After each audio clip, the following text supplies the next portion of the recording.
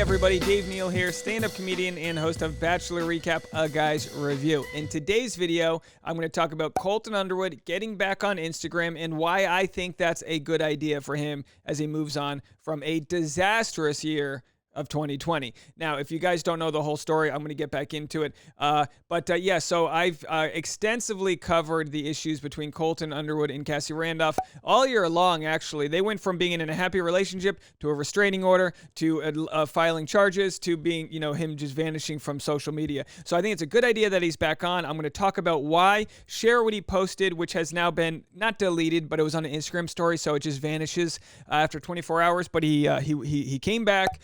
We'll talk about that. And also, I'm going to share a couple tips at the end of this video that are ways to get back onto social media after breaking up with your partner. They're really good tips for moving on and how to avoid ruminating and self-destructive matters, because we all know Colton this year, love him or hate him or indifferent, he really ruminated and got into some obsessive traits that nobody wants to have.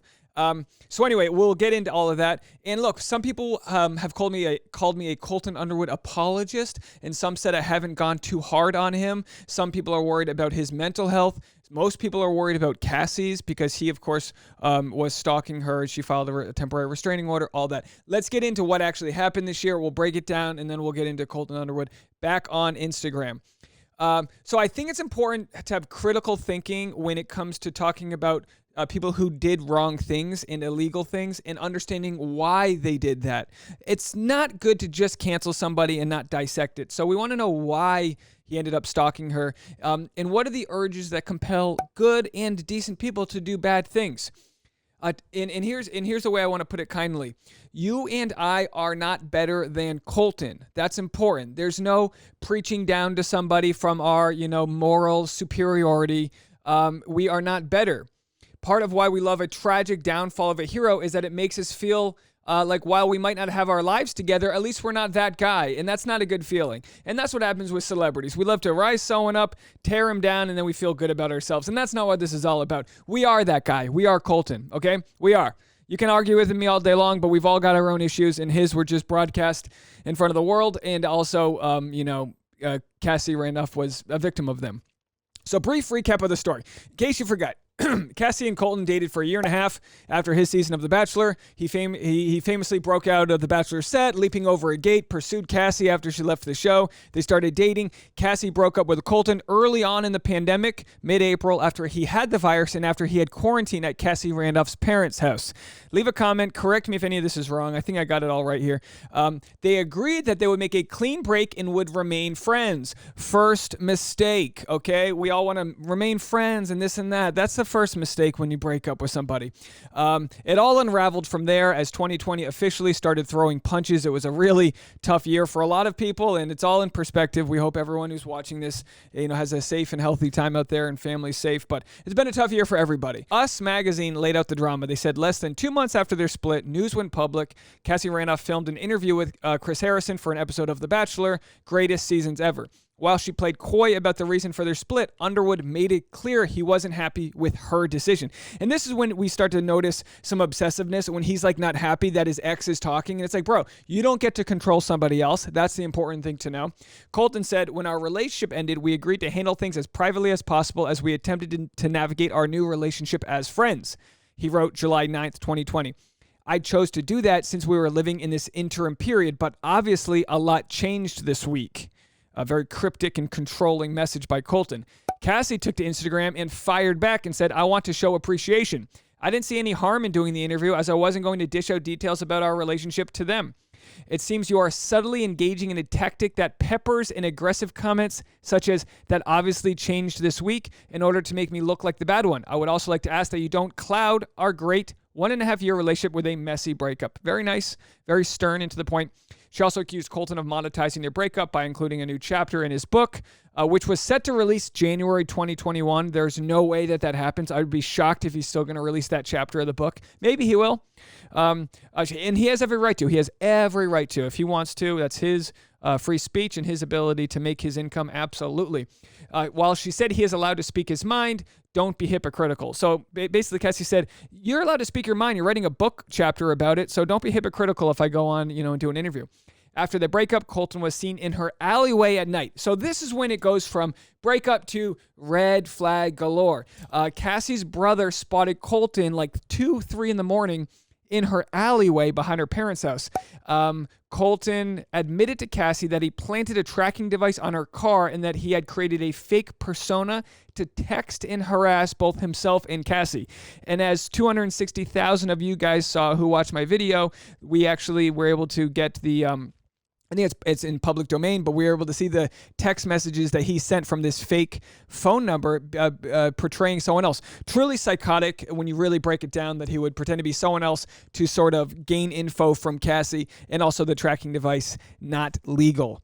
He has never denied these accusations, and Cassie says he admitted this to her in private. So he's never denied any of this. You know, I love the idea of innocent until proven guilty, but he has not denied this.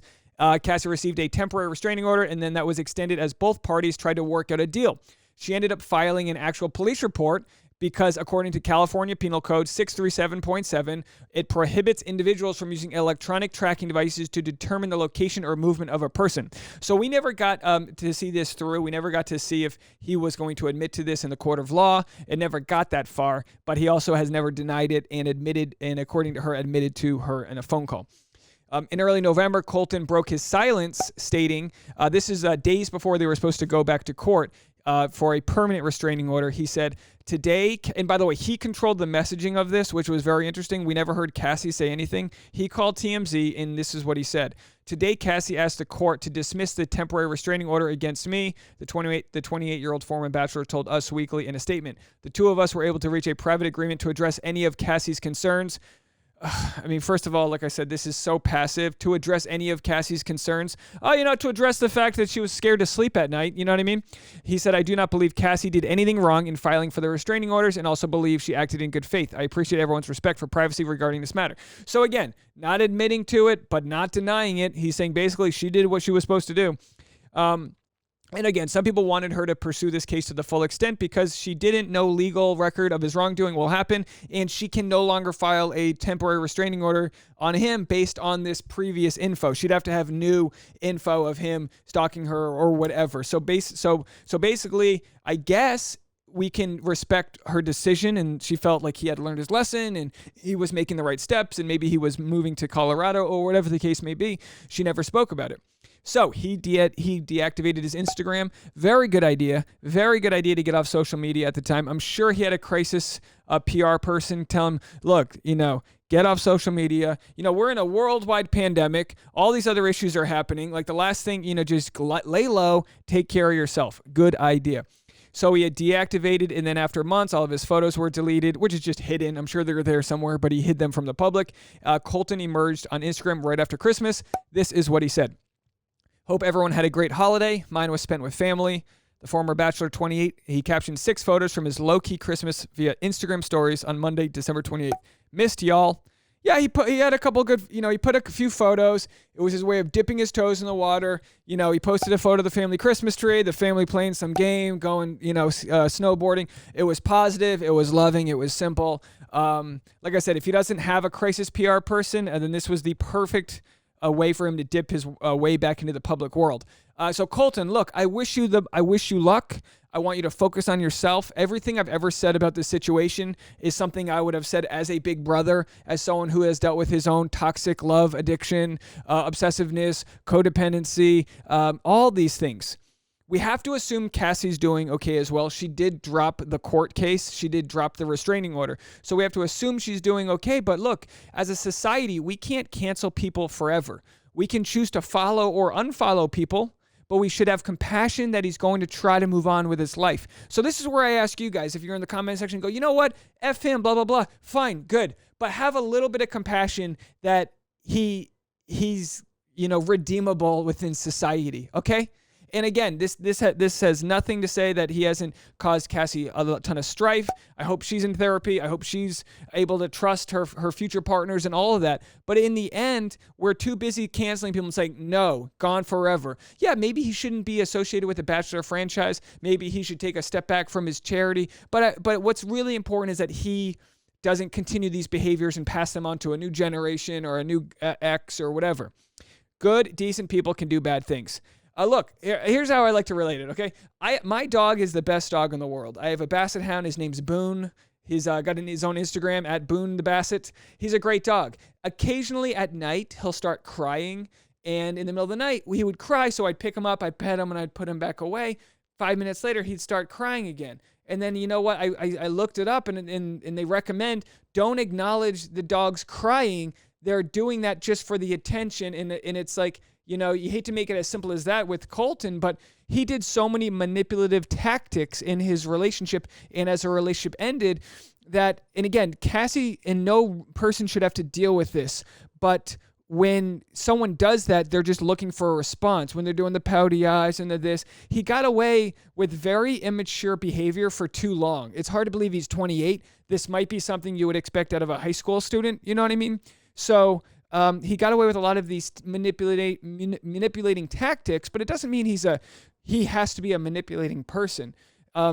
Cassie did a great job, and her family helped her as well by setting boundaries and saying, stop texting me, stop showing up. I mean, she did all the things she was supposed to do, and then she saw the tracking device, and it's like, I gotta do something legal about this. You know, you have to get a paper trail at some point, if that's what you decide to do. So by all means, she was in the right, but at the same time, you can unravel these Christmas lights and see where it all went wrong. And by having the access to social media, by being able to geotag, I'm not telling you I can understand how he placed a tracking device. It's insane to me. It really is.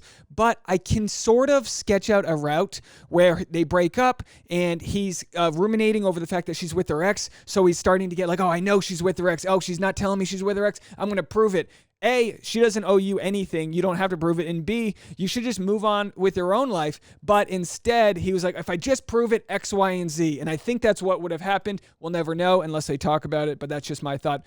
So was the celebrity of Bachelor Nation enough to fan the flame of obsession, or did he have it in himself all along? We'll never know. Addictions, they don't just come out of nowhere. They kind of fester and ruminate. So we hope Cassie's doing okay, and we wish Colton the best. But like I said, it's hard to admit it, but there's a Colton Underwood in all of us, and I don't mean that in a fantasy suite type of way. There is a person inside of us that's ego, that's dark, that wants to control others, and it's for our own safety and protection, but it's not right. And that's what, like, evolving as a person, you learn that you can't control others. All you can control is your reaction to the world around you, and try to put yourself in a situation where you don't ruminate or cause all these issues. So getting off Instagram was a great option. Now, I don't know. Maybe he had a burner Instagram account where he was following people. Look, that doesn't help you either. But anyway, so we're really intrigued by Colton's situation because to some degree we've all been obsessive over an ex, dealt with toxic love addiction, codependency, painful love withdrawals. Social media can be a trigger and make it worse. Look, I found some fantastic advice. It's called Some Things to Avoid on Social Media After a Breakup. This is an article written on Hello Giggles by the queen of dating, recently engaged Gabby Conti, my former podcast co-host. So I'll put a link in the description if you want to read this, but it's very fascinating how it can pertain to Colton getting back on Instagram. So there's a full 9 different things you can do to avoid after social media breakup. I'm going to just read a few of them. The first one, which I loved, is don't compare your journey of singlehood to your ex's. And my quote that I love is, to compare is to despair. Stay in your own lane, right?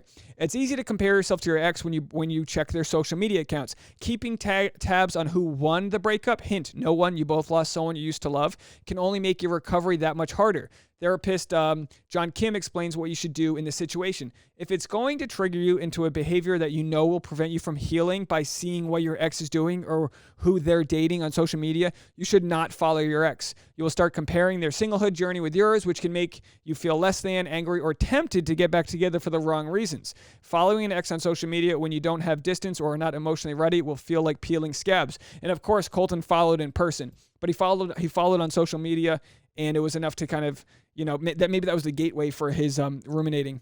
Or maybe he was going to follow her all along. Everyone's driven by an ex's house and be like, oh, who's in the driveway? Everyone's done it. I used to drive for Uber, and I remember driving a passenger around one night, and he literally was paying me just to drive around because he wanted to see what his ex was doing. Yeah, that's crazy. It's nuts. Don't feel guilty if you become obsessed or if you become obsessive. There is good news. While it's not great for you to obsessively keep tabs on your ex, it's a total normal thing to do. According to licensed professional counselor Dr. Rebecca Cohen, losing your partner can really feel much like withdrawal from a drug due to a sudden loss of dopamine, the love hormone, after a breakup. Therefore, we often look for anything that reminds us of that person in order to increase our dopamine levels. Social media makes this incredibly easy to do, as we can simply look at their pictures or profiles. However, this ultimately leads to a lengthier recovery process. Next one, block your ex if it's affecting your mental health. So this is hard to do. This is where you need a best friend to be like, we're blocking Steven. You know what I mean? Block your ex if it's affecting your mental health. Let's say you've done the mature thing by muting your ex and doing everything in your power to move on, but you notice that your ex is still watching all of your Instagram stories, liking and even commenting on your post.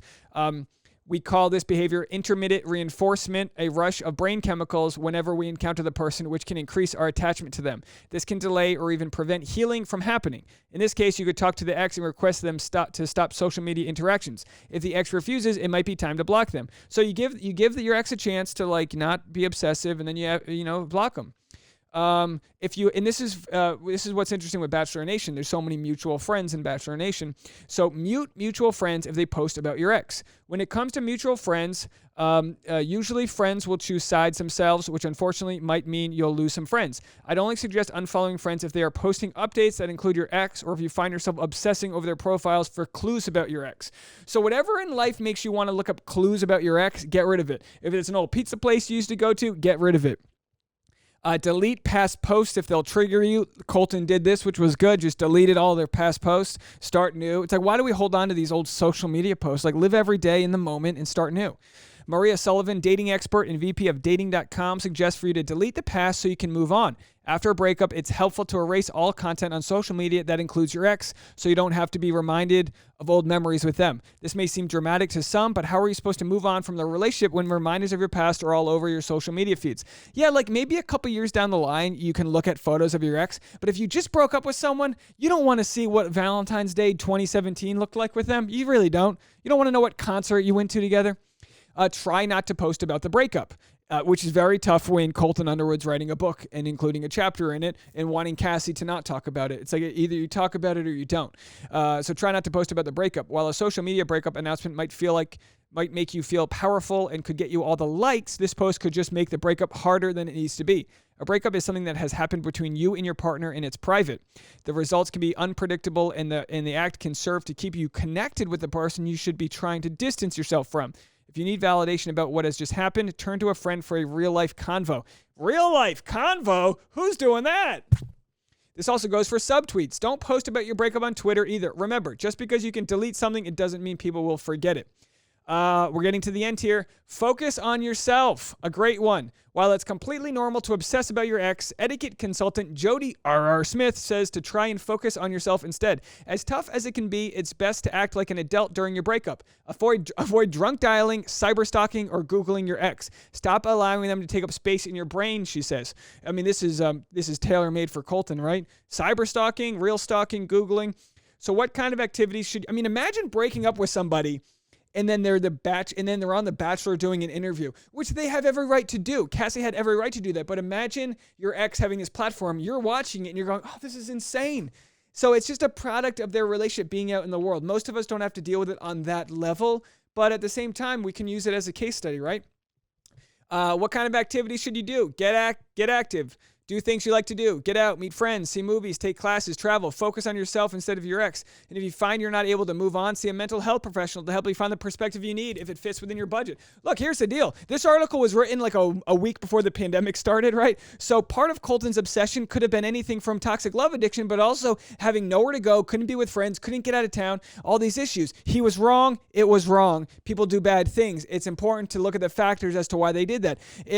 If Colton breaks up with someone in the future, he's hopefully learned his lesson, like get out of town, delete them, block them from social media, hang out with your best friends, get healthy, all those things. It's important for him to learn. It's important for you to learn. It's important for me to learn. And it's a practice we have to keep on remembering on the daily, because you can know all the answers and still get sucked into that rumination. So look, hopefully this is an end of the story, and Colton and Cassie have a great end of 2020. I really am happy for Colton to see that he looks like he's getting his life back together. I encourage you guys to also look at it from a lens of optimism, where it looks like Cassie's moving on. It looks like Colton's moving on. I just hope he's learned his lesson. I hope he's learned what his triggers are and he's able to use it. And I really think it's a great idea if he uses this platform he has when the time is right to talk about it, to look at where he was wrong, to help other people.